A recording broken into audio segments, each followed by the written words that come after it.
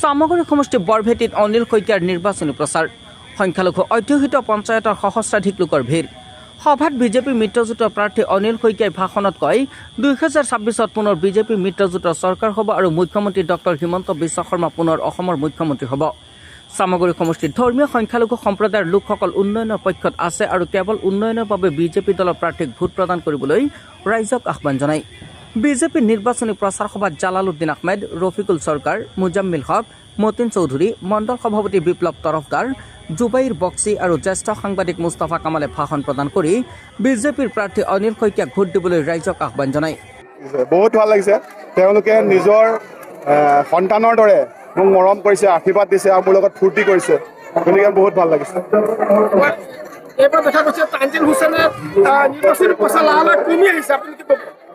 নাই, মই তেওঁৰ কথাটো নাজানো, গতিকে আমি ৰাইজৰ মৰম পাই আছোঁ, যিমানে ৰাইজৰ মৰম পাই আছোঁ সিমানে দুগুণ উৎসাহেৰে আমি আগবাঢ়ি আছোঁ।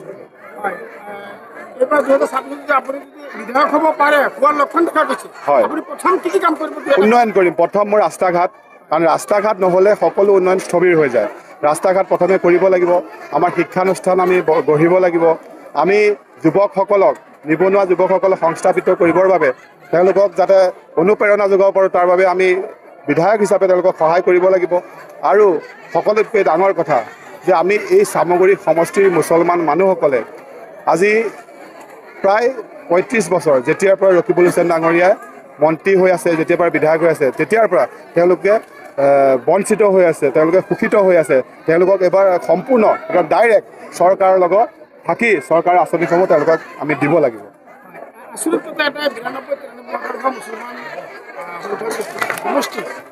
মুছলমান ওলাই আহিছে, মুখত হাঁহি, আপোনাৰ মুখত হাঁহি, কি ৰহস্য আছে? জিকাৰ কিমান সম্ভাৱনা? জিকাৰ সম্ভাৱনা 100% আৰু ৰহস্য একো নাই। যদি আপুনি দেখে, যদি মানুহে বিচাৰিছে, এটাই বিচাৰিছে, সেইটো হ'ল যে এই পৰিয়ালটোক এই সমষ্টিৰ পৰা উলিয়াই পঠিয়াব বিচাৰিছে।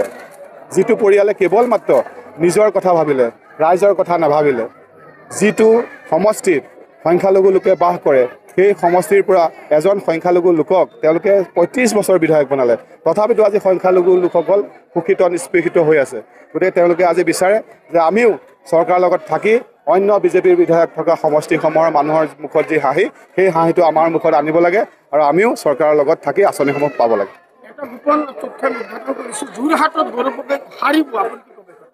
যোৰহাটৰ বিষয়ে মই নাজানো, এনেও বিজেপিৰ 100ৰ ওপৰত চিট পাব, গতিকে বিজেপিৰ চৰকাৰ হ'ব। আৰু গৌৰৱ গগৈ ডাঙৰীয়া আমাৰ কাৰণে ফেক্টৰ নহয়, যোৰহাট নহয়, গোটেই আপাৰ আছামত আমাৰ বিজেপি জিকিব। নগৰ পৰা প্ৰাঞ্জল নাথৰ ৰিপৰ্ট।